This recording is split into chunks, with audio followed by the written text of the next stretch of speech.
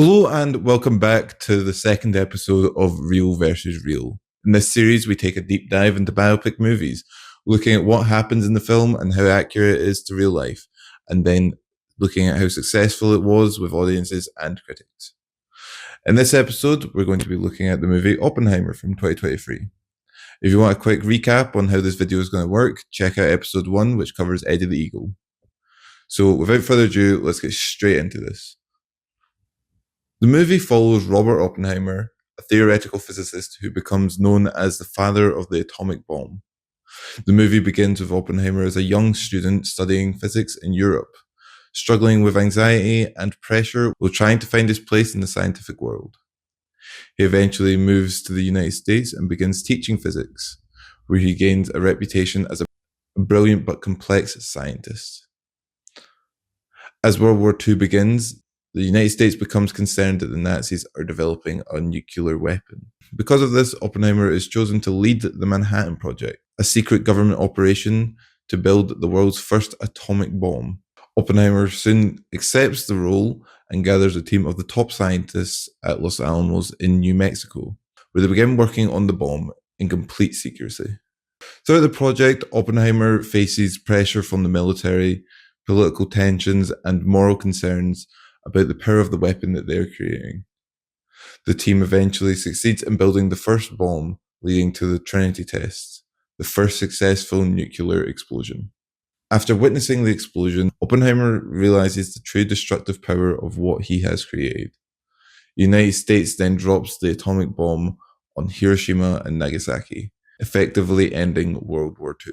Following the war, Oppenheimer becomes a public figure and begins speaking about the dangers of nuclear weapons and the need for more regulation and control. However, during the Cold War, his past political associations and oppositions to the hydrogen bomb lead to a government investigation. He's put on trial in a security hearing where his loyalty and character are questioned. The hearing ultimately results in Oppenheimer losing his security clearance, damaging his career and reputation. The film ends with Oppenheimer reflecting on the consequences of his actions and the possibility that nuclear weapons could eventually destroy the world. So now that we've had a quick recap of the movie, let's dive deeper into the film. While creating a film based on real historical events, some changes are always expected to be made. This is to make the story more engaging and understandable for audiences. Oppenheimer is actually considered one of the more accurate biopics in recent years, as it is heavily based on historical records. Many of the major events in the movie, such as the Manhattan Project, the Trinity test, and the security hearings, are historically accurate and closely follow real events. However, there are still some creative choices made to improve storytelling. One main change is the way that the timeline is presented. The movie jumps between different time periods rather than telling one story in chronological order, which helps build tension and creates a more dramatic story. Other changes is the way some conversations and relationships were portrayed in the movie. While key events and outcomes are accurate, many of the personal conversations between scientists, politicians, and Oppenheimer are dramatized because there's no exact record of what was said during these conversations.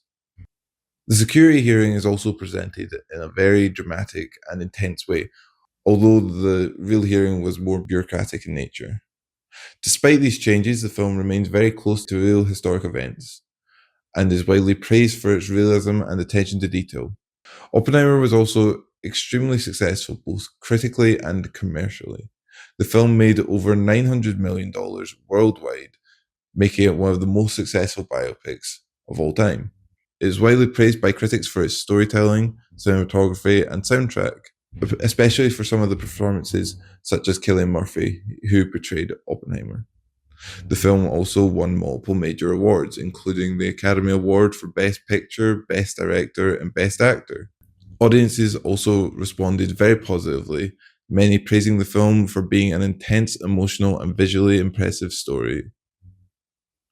Oppenheimer was considered both a critical and financial success. So now we're going to go through the criteria established in episode 1 and give the movie a rating. Oppenheimer stays very close to real historical events and only makes small storytelling changes to improve the story. Most of the major events are historically accurate, and the film makes a strong effort to stay true to real life. So for accuracy, I'm going to give the movie a 4.5 out of 5. Next up is public reception. The movie was a massive success worldwide, earning over $900 million worldwide and winning numerous awards, as mentioned previously. It was widely praised by both critics and audiences. So for public reception, I'm giving it a 5 out of 5. For engagement, the film uses strong cinematography, music, and storytelling techniques to keep the audience engaged. The non-linear timeline, intense dialogue, and powerful soundtrack make it a very immersive experience. So for engagement, I'm going to be giving it a 4 out of 5. Overall, Oppenheimer is a powerful and well-made biopic that balances historical accuracy with engaging storytelling.